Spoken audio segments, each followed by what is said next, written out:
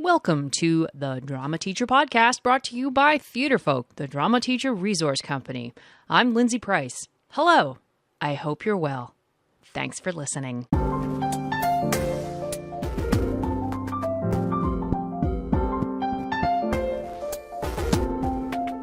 This is episode 186, and you can find any links to this episode in the show notes, which are at theatrefolk.com/episode 186. 186. There we go. 186. Okay. So today we have another production case study, and I really enjoy recording these. And I hope that they're useful for you as well. That's kind of the point. I hope they accomplish that point. I think it's good to hear how directors choose a play, approach a play, make decisions, create a vision, and then execute on that vision. Creating a vision and executing a vision, that's such a big part of a director's job. And I think our guest today is a great example of creation and execution. So let's get to it. So I am here talking with Kelly Connors. Hello, Kelly. Hello, Lindsay. Hello. So first off, could you tell everybody where in the world you are? I am located in North Berwick, Maine, which is one of the several places that I teach and run a theater program. Yes, you wear many hats. So I know you, and we've been in contact because you did a production of one of my plays, Look Me in the Eye, and that's sort of what we're going to talk about today, just sort of do a case study on vision and the visualization of vision. But you don't work in a tradition. Well, it is not traditional sense, but you work in a lot of different areas in drama and education. I do. I'm a freelance theater artist, and I work in a charter school that the model that they work on hires people from the working artist world to teach their visual arts programs, their performing arts programs, their music programs. And I also work in a gifted and talented program in the Maine school system. And every school in the state of Maine is supposed to have a gifted and talented program. So the function that I have in that particular school is called the Theater Excel Arts Program. And I teach theater grades 6 through 12 for a certain amount of weeks out of the year. And I'm also employed as an independent contractor at the high school as their theater director, their artistic director of the theater program. That's a lot. Like, do you enjoy the multifacetedness of that? You know, it's interesting. You should ask me that. I called a friend yesterday or 2 days ago in a meltdown state saying, I've got 12 jobs and my worlds are all colliding. And I'm not sure how to keep all of this straight. And sometimes it's overwhelming.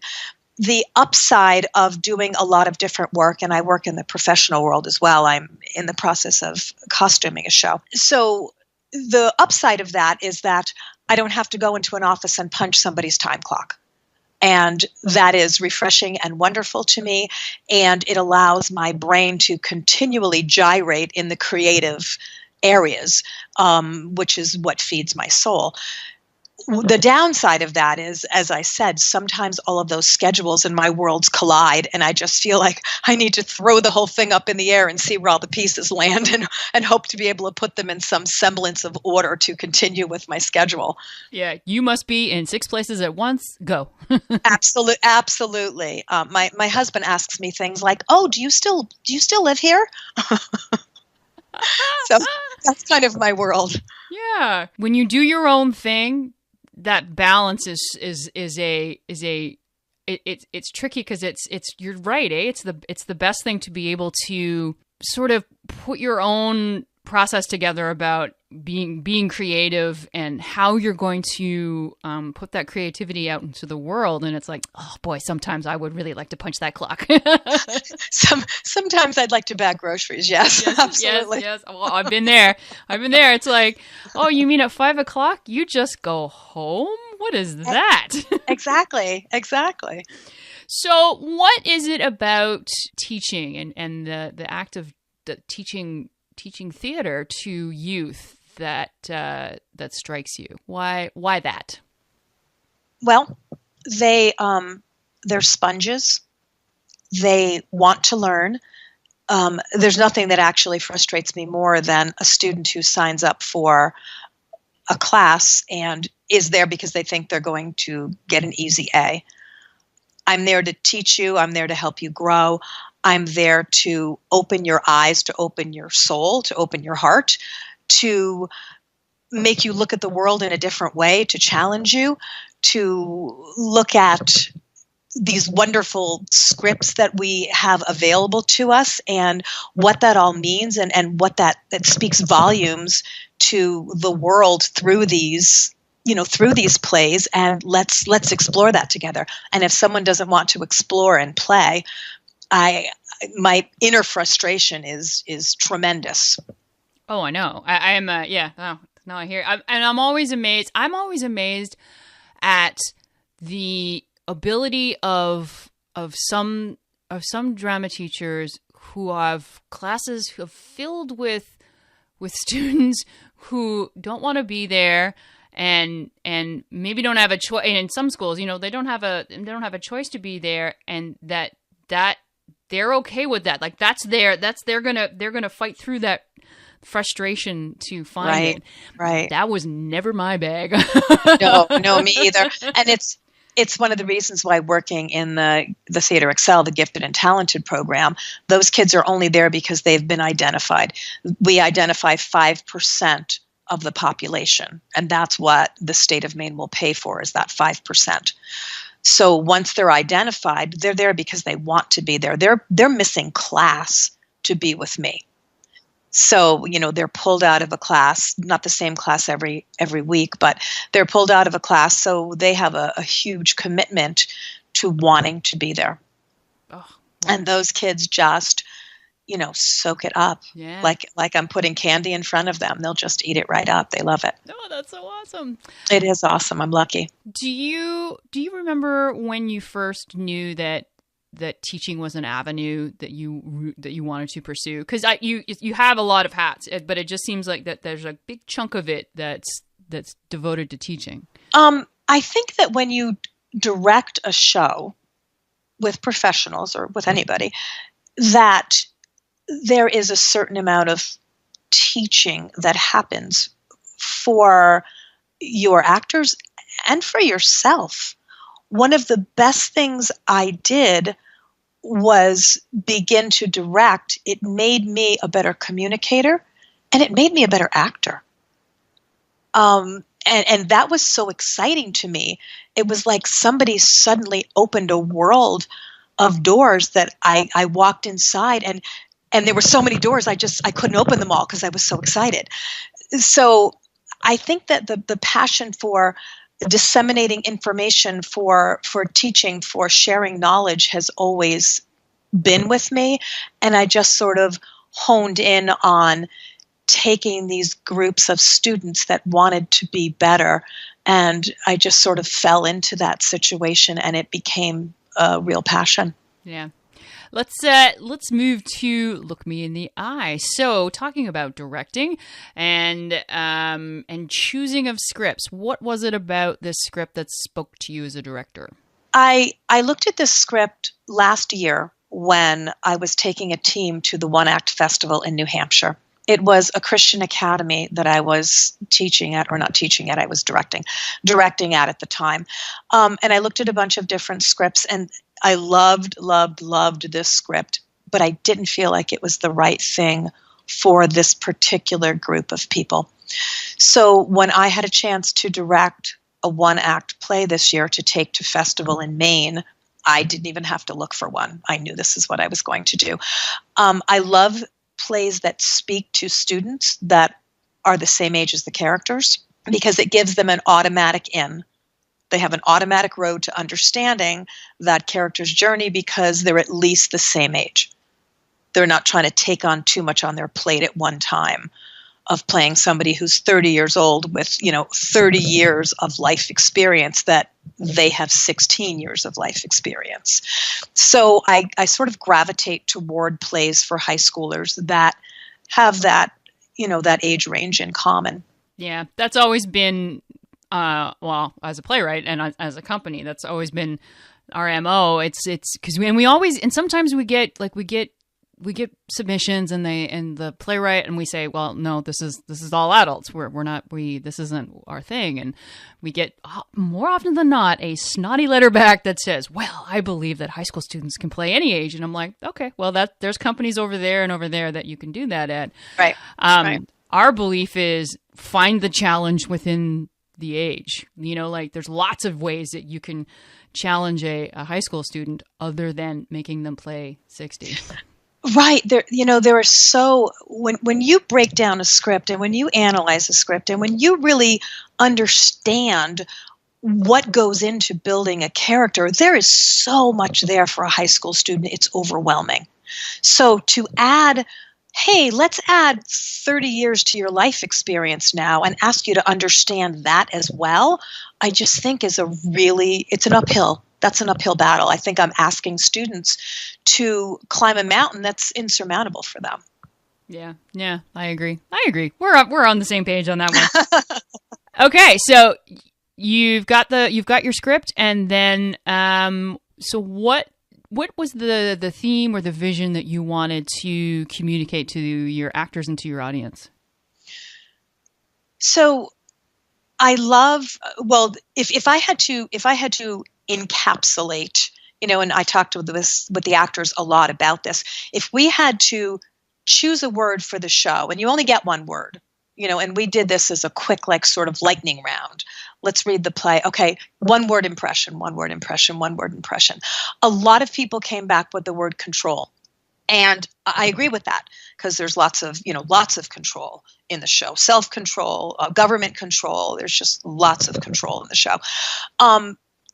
And there was something about that dystopian society that just really appealed to me.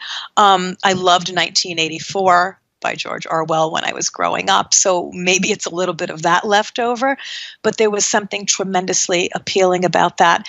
And we all deal with this sense of lack of control in our lives. I don't know how many times during the day I say to myself, okay, that's in my circle of concern, but it's out of my circle of control. I love that. It's the Venn diagram, right? Circle of concern. Exactly. Circle of concern, circle of control. And I felt like that literally just 2 days ago trying to make out the FAFSA for my daughter. I wanted to cry. Yeah. So there's lots of things in everybody's life. So I felt like my students could relate to that very deeply. So we went with that, and we were very excited about going with that. The kids loved the script from the word go. I was very lucky that we used this model at school this year. So we created a black box. We put a black box on our stage, put the audience on our stage as well, drew the main rag, and performed with the actors facing stage right and the audience facing stage left.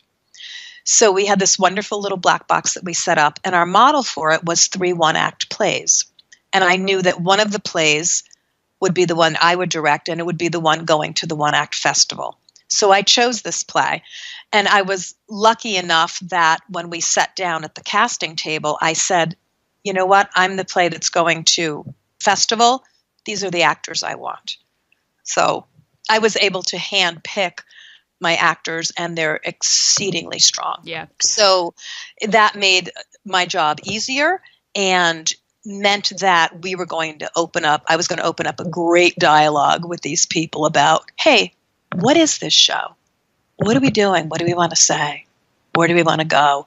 So we were very process oriented. And it was something that they had never been able to do before. When we do a huge musical at the school, there's only so much time in 10 weeks, let's face it. With choreography and music and, scene work, there's only so much time. So I got to really dig deep with these actors, and that was exciting for all of us, actually. Oh, well, of course. Like, just to have an opportunity to take on the process of thematic development and character development, beyond this is where you're going to stand. Exactly. I really I just want to hone in on this too, because I think that because we're going to get into your visuals in a second, but how about visualization is so important, particularly for high school students these days. I really like that exercise of choose one word, so that instead of being overwhelmed by what's happening in the text, what's the one word that this play means to you? Because then you can always come back to that one word. It's like, how do you visualize control? What does your character think of control? What does that character think of control? Exactly. And it's what I used actually to build the set and the costumes on was that idea of control. Fantastic. Well, let's get right into that. Nice segue. Well, and so there's going to be pictures. There's pictures of the set in the show notes for everyone listening, so that you can look as we discuss. And the thing that struck me, first of all, was the very much futuristic aspect of the futuristic choice. Most of the times when I see this play done, it's in the future that's just like a little bit ahead or a little bit to the left of center, so that the teens are very much in costumes that are very recognizable. And you chose to kind of take it further and also make it very thematic. It's very clear that there's this notion of control. So talk to me about let's start with the costumes, since that's what I was talking about. Talk about your decision process with the costumes. So one of the I don't know if you remember that we wrote you early on, and you talked about how it was important to include color for each character. That color was, and you talked about if the offense officers were in color, that it needed to be gray. So we took that and kind of ran with it. And we talked about what are the overriding characteristics of each of these people, and how does that translate into color. So color was what we started with.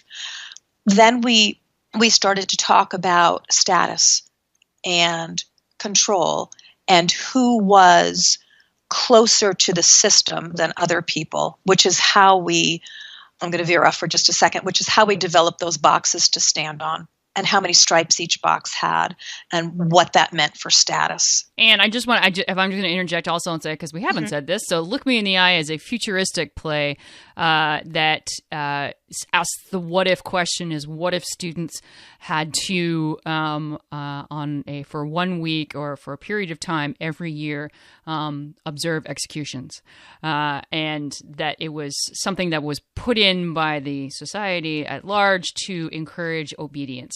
And what happens when you are obedient, and what happens when you start to question the system, and so on and so forth. Okay. Right. So once we talked about color, then we talked about silhouette and shape. So one of the reasons we went for we started with sort of a military look, which is what Rule is designed on, is that look of up there, supporting the system at all costs. So we decided that everybody would have a little bit of a military look in their clothing. So that meant that we weren't dealing with things that were flowy. We were dealing with fabrics that had some body and stiffness to them. Being fearful, we decided, and we got permission from you to make her a female. So we decided at the bottom of her dress that it would come out a little bit, that flirty kind of a bottom, which would give us more of a youthful feeling for her. Because we decided that she was the youngest character in the piece, and obviously overridden with fear. I also like that she was in yellow. Yes. And that her hair, her hair is very, with the buns on the top is very, is all very youthful. Yeah, and also there's very clear in Vio too that he's got a very military esque shape. Yeah, Yes, yes. shapes, lines, and colors. I think that is something really to highlight when you're moving from your vision in terms of visualization. That's where you start, right? Like shape, Right, lines, and colors. right. So we decided that strong diagonals were part of what the society was looking at as their symbols for control. So as you see, there's lots of strong diagonals in the set, and they're mirrored in the costumes. So Rule has very strong diagonals in her costume. Tor has diagonals that meet in the middle, which is an interesting play on the diagonal. Vio, as you already said, has those, strong military kind of a look, and he's got a diagonal in his jacket as well. We decided that Fee, being fearful, did not have diagonal lines. Her lines are very straight. She's got a princess A-line dress with lots of straight lines in it. Her dress and her leggings are the same color. So again, you're looking at that linear, straight lines. She's got a bar pin on her chest, on her breast, that gives us that military kind of look also, but only a tiny touch of that. Ree was really kind of fun and interesting because she was somebody that we decided would be in green, and we had to redefine what sweatpants are in the future, because it's got a line in the play, in the text, about her being in sweatpants and looking like she just rolled out of bed. So going with that military theme, we had a two-piece. The pants are actually a jodhpur pattern. So they kind of come out at the sides in that circular.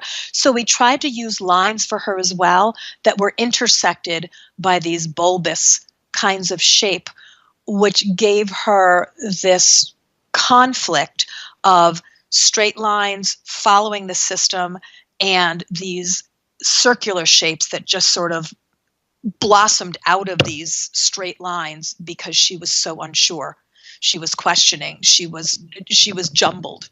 So she has both lines going on in her costume. It's just amazing how you can take something and just you can turn it into a story, right? This is a visual, like this everything that's going on here is you are visualizing the story, right? And it's not hard to see and guess characters without hearing them. Wait, is that right? Yes. It's easy to see what the characters are like, even if we don't hear them speak. Right. I wonder, because we have their names on the front of the boxes as having a place to claim, to stand at the window.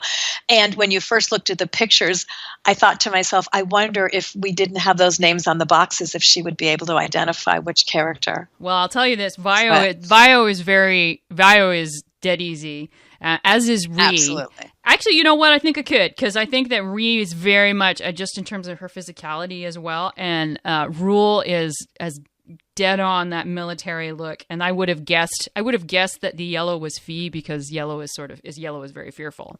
Mm-hmm. But that's what a great game just exercise to play. It's like, look, here's 5 characters. Tell me who's who and what their personality is. Yeah. Well, and it's the thing I always say. It's one of the things that I when I adjudicate, that I talk about. It's like, I should be able to guess your character's personality the instant you walk in the room. Like, there should before you open your mouth. Exactly. Right. Exactly. Absolutely. So tell me about the set. So we have this again. We have lots of there's lots of diagonal lines, and there's also some interesting splatters. Tell me about the splatters. Once I found Vio's, I knew I wanted to do the set in black, and I knew that I wanted metal in the set. And that's actually not metal; it's just paint. With so I have a funny story about the little metal rivets. They're googly eyes. What? They're googly eyes that I hot glued onto the pieces. There's at least 350 googly eyes on there. And then I painted over them with a metallic. Just painted them. Oh my God. Aren't they wonderful? I absolutely love them. Okay, set 101, guys. Exactly. You want really easy, cheap rivets? There you go, cheap rivets. Mm, Um, that is awesome. so I knew I wanted the set black because we had so much color from the characters, that I wanted them to be against a black background. I didn't know what else I wanted on the set other than the metal. So at first I had this vision of the black and the metal, and I thought, it's just not working for me. I don't know what it is, but and I didn't know. And I looked and I looked and I racked my brain, and I opened it up to the students. And I just didn't know. We were trying to deal with, elements, with the absence of earth in the set, because I thought that was important to have the absence of earth. And then I found, when we were doing costumes, we were just going to put him in red pants. And I was online looking for something else. And I came across these pants with the black splatters. And I went, oh my goodness, have to have those. And then as soon as I got the pants in my hand and held them in my hand when they came, I said, this is what the set is right here. White splatters, white blood splatters. So that's how I came upon that. And it's the kind of thing that because there's layers, like you look at it and it could just be splatters. But if you are of the mind and you're thinking about it, it certainly looks like blood. Right. I did them laying down so they would not drip. And I keep going back and forth about the drip. Should they drip? Should they not drip? What I don't want it to look like, and this is my fear if I put any more on it, I don't want it to look like I stood in front of it and took a paintbrush with paint and water and threw the paint on it. That's what I don't want it to look like. Yeah. Because that's not purposeful. I mean, I was very purposeful about having it laying down and where I put these splatters and the trajectory of the way they were going across the piece. Because that's what would happen if somebody got shot, things would spread and spray. Yep. So that was the feeling I wanted from it, rather than the goriness of the dripping. But I keep going back and forth. Do they look enough like blood splatters, or is it okay that they don't? So I don't know. I'm literally sitting here staring at the picture, going, but that's it. You know what? I don't know. I always tell my students, theater is not a finished product. It's not ever a finished product. There's always more. There's always more layering that we can do. So maybe it's okay that I don't know. No, yeah, absolutely. Well, the audience is going to tell you, right? Like the audience is, right. You can sometimes you can throw something up there and think that it is crystal clear your theming and your vision, and people come back and it's all based on their experiences, what they project onto the stage. Right. And then, okay, so just as we got one more thing to talk about, and that is the fact that there are two characters who are sort of officers, and I'm just based on the pictures, I'm seeing that they are not characters. They're voices and a screen. Is yes. that right? Yeah. Yes, that's correct. So I actually had two actors that I wasn't wild about at the beginning, and both of them were unable to do the show, and I breathed a sigh of relief because I wasn't tremendously happy with either person I had in terms of their ability when weighed against the ability of the other 5 people in the show. And it's obviously was supposed to be that way for me, because when they both dropped out literally within 2 days of one another, I breathed a sigh of relief, and I said, okay, so now I have to reinvent, recreate, or recast. And I brought it back to the team and I said, hey guys, we've lost these people. What do you think? And someone said, well, it's a futuristic show.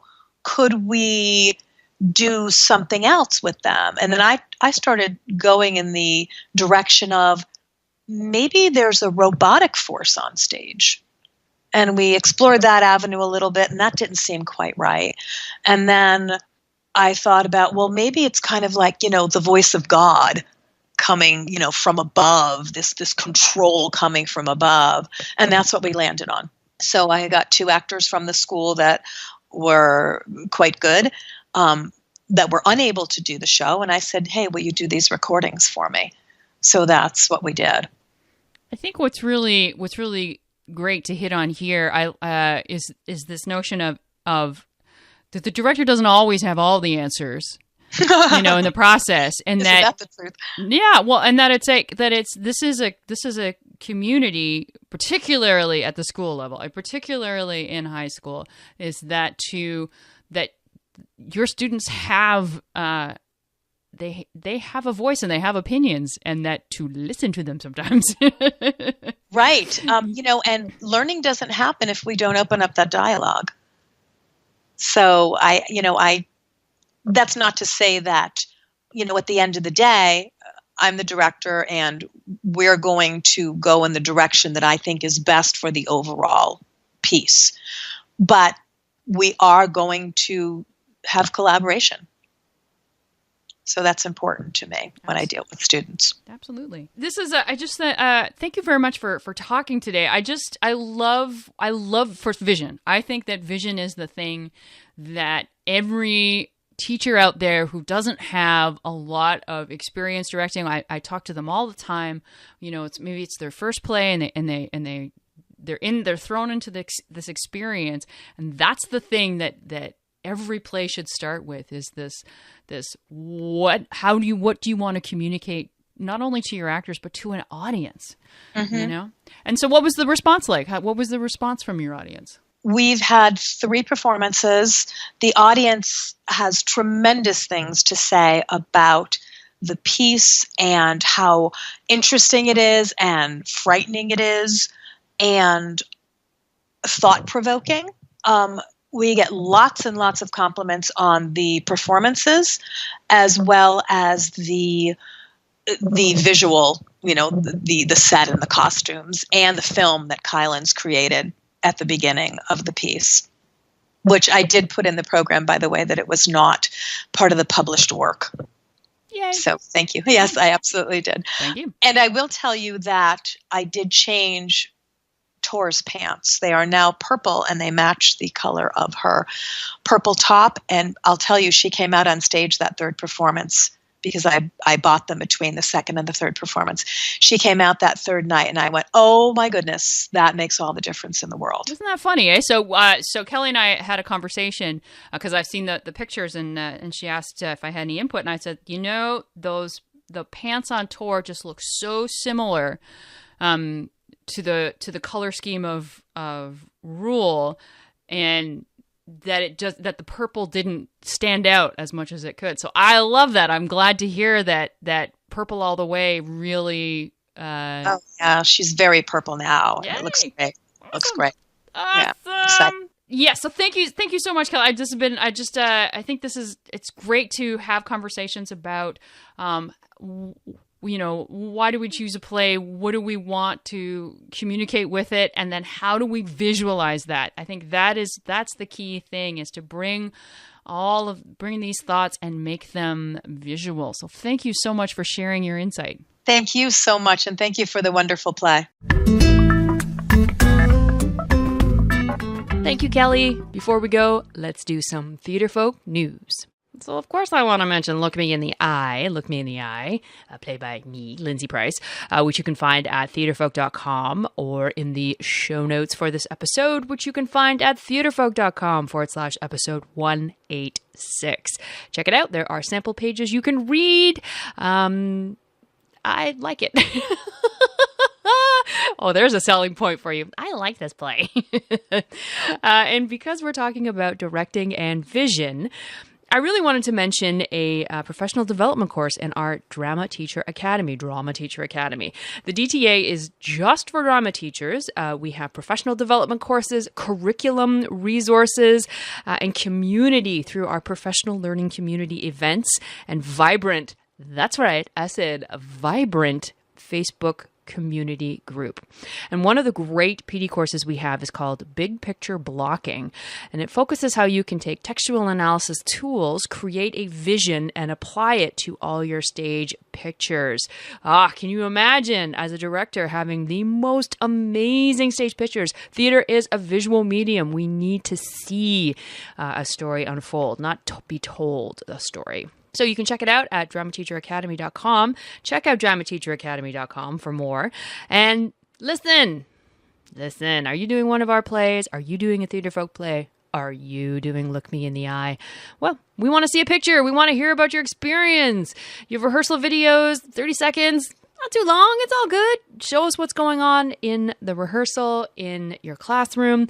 We want to brag about you. We want to put together a production feature about you.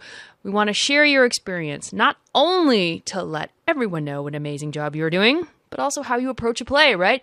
Creating a vision, executing a vision. It gives a lot of value to others to see how something is done. And all you need to do is send that info to us at tfolk@theatrefolk.com. Finally, where can you find this podcast? We post new episodes every second Tuesday at theatrefolk.com and on our Facebook page and Twitter. You can find us on youtube.com/theatrefolk and on the Stitcher app. You can also subscribe to the Drama Teacher podcast on iTunes. And that's where we're going to end. Take care, my friends. Take care.